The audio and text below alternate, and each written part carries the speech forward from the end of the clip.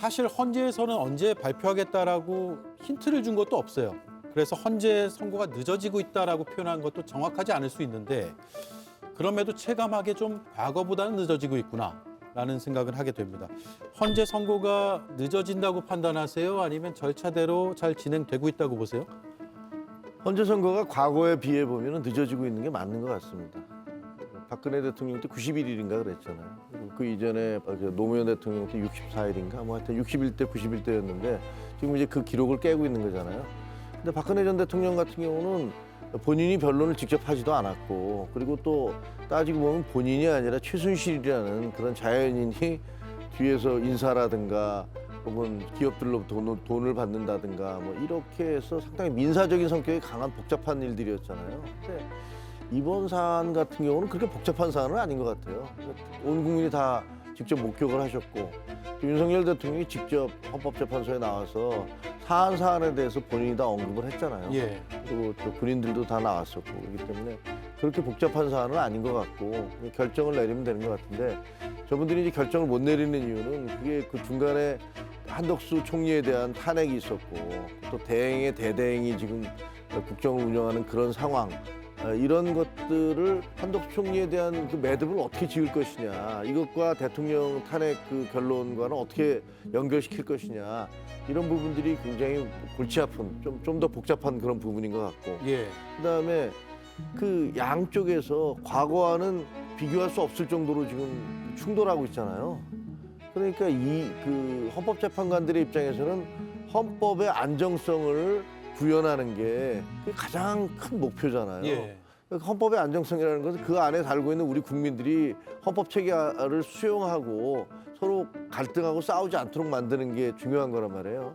그러니까 그 시기를 조절을 하고 계신 것 같아요. 네. 어떻게 해야 그 충돌이 가장 극소화될 수 있을까? 그러려면 이분들이 써놓는 판결문이 누가 봐도 꼬투리를 잡히면 안 되잖아요.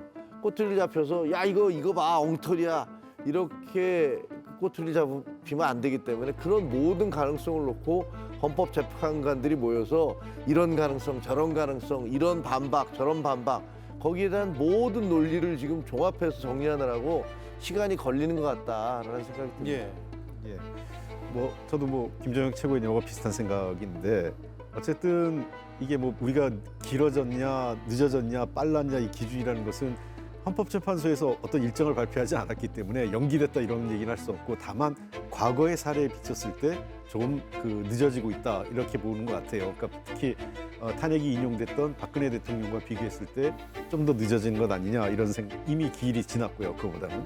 근데 그 몇 가지 이유를 보면 우선은 첫 번째 그 지난 국민의힘 관계자 그 정치 몇 분하고 또는 이제 광장에서 헌법재판소에 대한 공격을 했었지 않습니까? 그 공격의 방향이 이념적 편향성과 개인적인 도덕성 문제와 관련돼서 헌법재판관을 직접 공격을 했거든요. 예. 그러다 보니까 헌법재판관들 입장에서는 아무래도 그런 면에 있어서 혹여라도 그런 이념적 편향성 논란이나 도덕성 문제와 관련돼서 꼬투리 잡히지 않을 정도의 어떤 이 판결문의 완결성을 좀 보여야 된다. 이게 하나 첫 번째 이유인 것 같고요.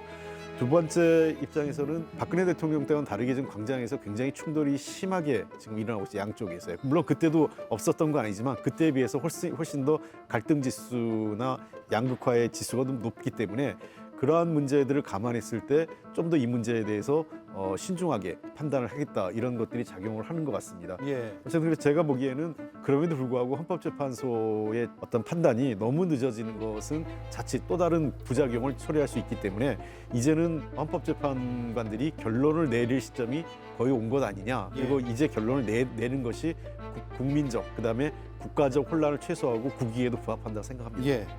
두 분 모두 책 잡히지 않기 위해서 마지막까지 완결성을 위해서 시간이 조금 걸리는 거다라는 데는 공통적인 색깔이신 것 같고 예. 가닥이 잡혔을까요?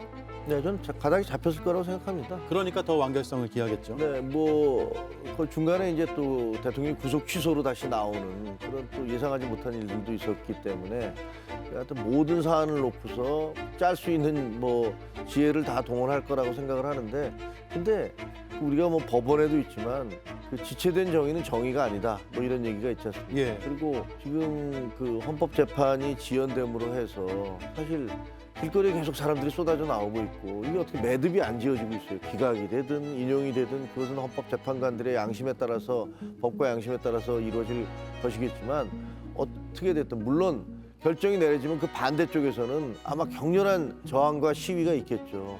그러니까 그거는 어쩔 수 없는 언제 한들 마찬가지잖아요. 네. 그렇다면은 결정을 내려야죠. 예. 결정을 내려서 그리고 정치인들도 일단 내려진 결정에 대해서 우리가 승복한다라는 것들을 분명히 양당이 분명히 해야 되고요. 그거는 뭐 지금 다 얘기하셨고 안 할 도리가 없어요. 우리가 헌법 질서 안에서 대한민국이 있는 건데 그것을 거부하는 사람이라면 다음에 국회의원 나가서 뽑힐 수 있겠습니까? 아마 유권자들이 그럴 거예요. 저 사람은 헌법 질서를 거부하는 사람인데 저 사람이 무슨 국회의원을 하겠다고 나오느냐 이렇게 반응을 할 것이기 때문에 저는 어떤 결정이든 결정이 내려지면 그냥 거기에 따라서 순응하면서 갈 수밖에 없다. 예. 그것이 대한민국이다 이렇게 생각합니다. 예.